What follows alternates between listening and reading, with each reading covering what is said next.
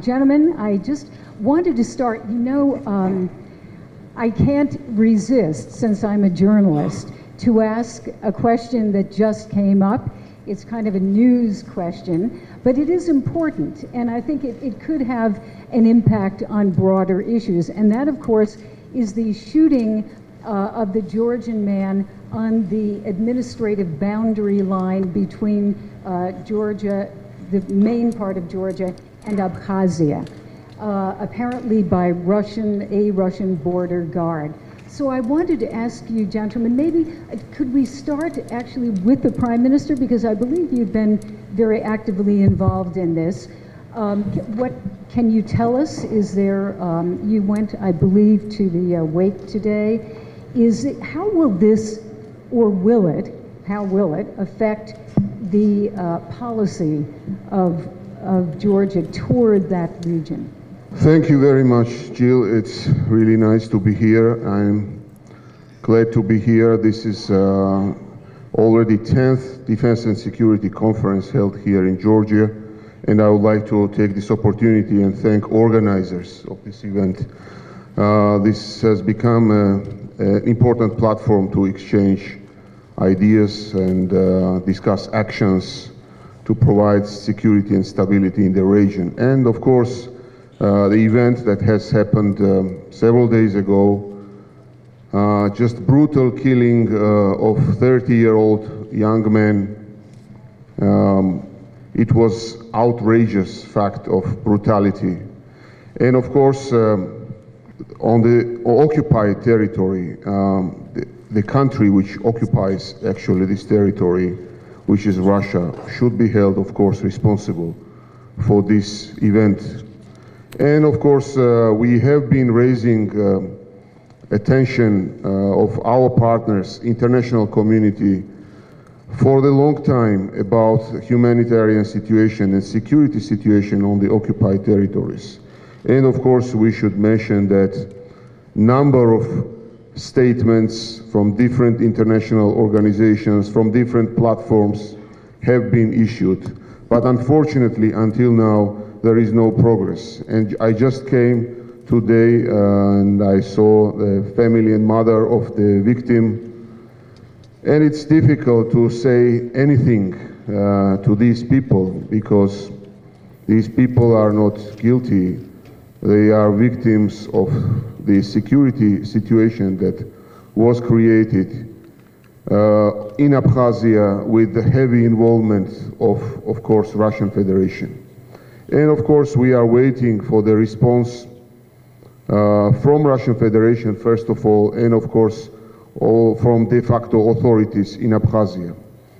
Unfortunately, until now, we don't hear any legible response from their side. And this is very unfortunate. But of course, people who did it aimed at undermining important confidence-building process that is going on between Georgians and Abkhazians, between Georgians and South Ossetians. But I should say that we will be consistent in pursuing this peaceful policy. There is no alternative to peaceful resolution of this conflict. And of course, there should be more active involvement of international community, since we face challenges like banning Georgian language for ethnic Georgians in secondary schools, moving borders further and further deeper to Georgian controlled territory, crossing the apple gardens of ethnic Georgians in Gori region, which is very unfortunate. Unfortunately, again, we cannot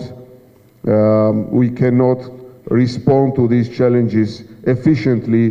The only way is to increase awareness of international community, and of course with the help of our partners, with consistent, peaceful policy, non-use of force principle, and Georgia stays very loyal to this principle, we will be able to melt the ice that was created during the last several decades, and there is a way to do that, but we need to be consistent.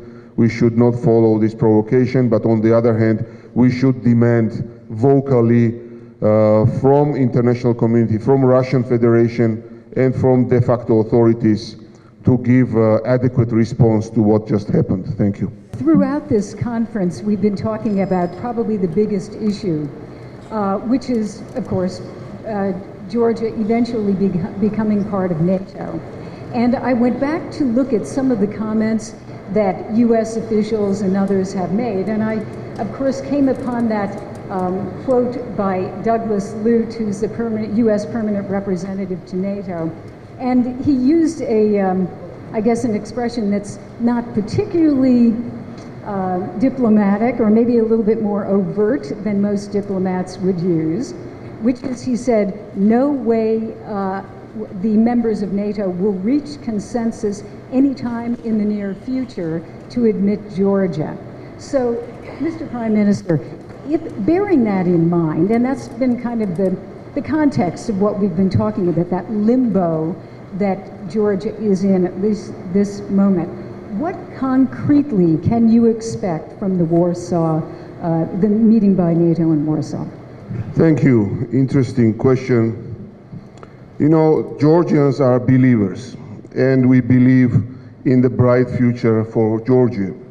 Now, what are the challenges that we face right now? Not only Georgia, but every country in this region, and also NATO members and allies of NATO. The challenges has become very different, more sophisticated, more diverse, and difficult to address. So one thing is becoming clear, that only through unity, cohesion, and solidarity we can cope with the existing challenges. The unity and solidarity not only among NATO members, but also partner countries for NATO. So Georgia consistently, patiently follows the path which is called European and Euro-Atlantic integration. Why is this path so attractive for Georgians? Because during the recent history, NATO proved that this is the only international stable alliance providing security and stability for its member countries. This is why it is attractive for us. But we are not only aiming to achieve security and stability through NATO membership for Georgia, but we are committed to provide stability also to NATO member countries and also partners of NATO in different parts of the world, and also in the places where it is dramatically needed to intervene and to establish peace and stability. So another reason for Georgians to be so committed to NATO path is that NATO is a club, not only a military club, but it is a club where members are committed and signed up to the same principle of democracy and protection of human rights. So for us, not only the final goal is that matters for Georgians, but also the way to achieve this goal. And Georgia is improving constantly, introducing important reforms, institutional changes, legislative changes, military reforms. So Georgia is changing. And we Georgians no longer consider ourselves as a post-Soviet country. We are a democratic country, constantly changing and approaching European standards. We are not perfect, we all understand that. There is a long way to go to achieve those important goals, but there is a process. Despite all ups and downs, underlying trend is very positive in Georgia. This is what matters for us. And tomorrow we mark 25th anniversary of restoring Georgia's independence. And this has been a very difficult period with successes, failures, but we Georgians pride ourselves on having this strong commitment towards positive goals. And the whole nation is united around these goals. No matter whether it's government or opposition, predominant majority of Georgian constituents have agreed over these goals. And this is what is most important. So we believe that someday in the future there will be a window of opportunity open for Georgians, but we need to come to that point. And consistency and commitment is what matters during this process. Thank you. Could we switch topics a little bit to reform? And Mr. Prime Minister, I had a great discussion with you, I think it was about 2 hours the other day, about your 4-point plan and many of the things that you're instituting and trying to institute right now. I wanted to talk, and a lot of that is very praiseworthy, and certainly Georgia has accomplished a lot, but I wanted to ask you about judicial reform. That is still a question, whether the judiciary really is independent, whether certain people still can influence decisions by the courts. Could you just walk us through that? How big an issue is it, and what are you going to do about it? Thank you very much. The reform process in Georgia is multidimensional, and of course, the aggressiveness and ambitious reform agenda is very important, vitally important for Georgia. And one of the important parts of reform is providing rule of law in the country. Nobody can say that Georgia is perfect today. We don't pretend that we are, but of course we need to observe the process. We have completed 2 waves of judicial reform. Important legislation have been passed by the parliament, initiated by the government.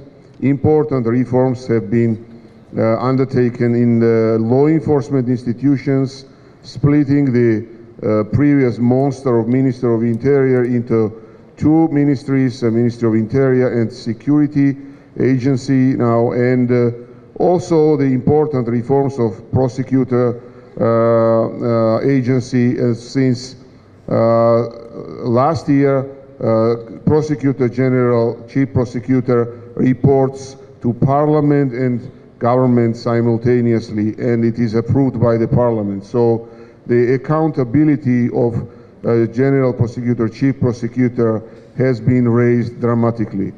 Again, there are, of course, issues that need to be addressed in the future, and the 3rd wave of the reforms is already in the Parliament and is being discussed very actively right now. And of course, we are consulting international partners and also civil society and leading NGO leaders. This is a very important process. We take it very seriously. It is one of the highest issues in our agenda, and just watching and observing the evaluations of international organizations such as World Bank, I can name World Governance Indicators, the report which was issued in 2015, Freedom House report, and also other reports. They all confirm that there is a steady progress in Georgia in this particular area.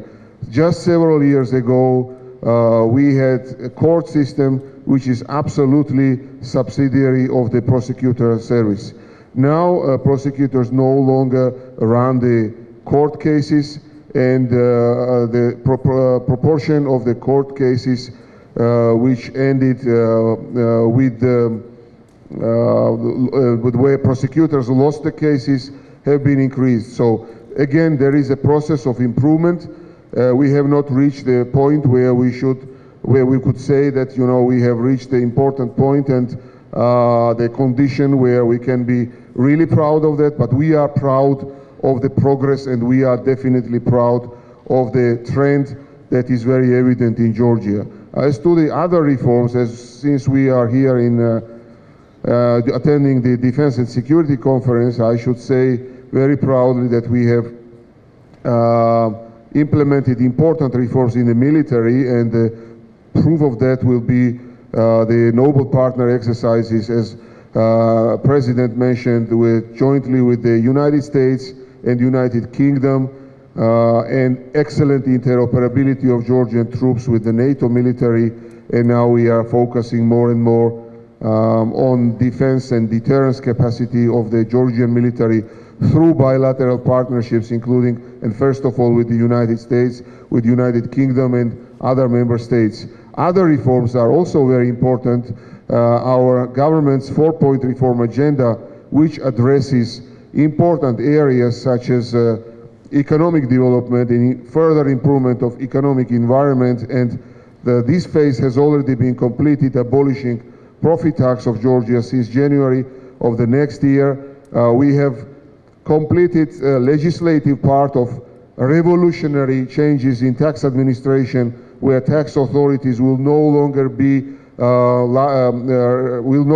authorized to freeze company accounts without court decisions, and this is a big achievement, and also limiting timeframes for tax inspections, etc., etc., introducing important reforms such as pension system reform from the next year, and capital market reform, and introducing startup financing mechanisms for young innovative entrepreneurs.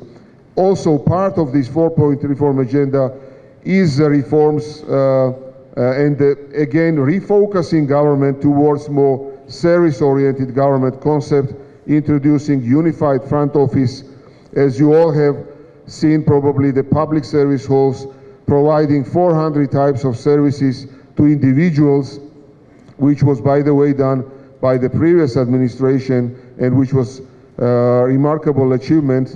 Again, and we always mention that, but we should also mention that last 5 years of previous administration was a disaster for Georgia. Now we are building our future based on the achievements of the past and addressing the areas where we have significant room for improvement, and that one of the improvements can be expanding the model to cover all the needs of legal entities, providing single window solutions for everybody, and this will entail significant optimization in the size of the government, including moving back offices outside of the city. And part of this reform is also changing the concept of governance in Georgia to make governance more inclusive, introducing platforms for upcoming legislative changes and discussion, making the environment more predictable through investor council and various formats of discussions with NGO leaders. And the fourth component, which is probably the most important, to finally get rid of the Soviet legacy in education system, fundamentally overhauling the education system, introducing the labor market need-oriented financing system for the higher education, and focusing more and more on the professional education based on the German dual education system model. So these are important changes which changes the DNA of the country. Actually not changes, but reinforces the historical European DNA of this country. And Georgia is positioning itself as a European country with European systems, legible legislation, important institutions of human rights protection, and following consistently the institutionalizing democracy in the country according to the action plans confirmed with the Council of Europe, with the European Commission. So this is a comprehensive process involving the whole society in Georgia. And the rule of law, as you asked, is one of the crucial, most fundamental issues during these reforms, and believe me, we take it very seriously. And again, despite all the deficiencies that we might still experience in our judicial system, we are improving, and we are improving constantly, and our commitment is very strong towards that goal. Thank you.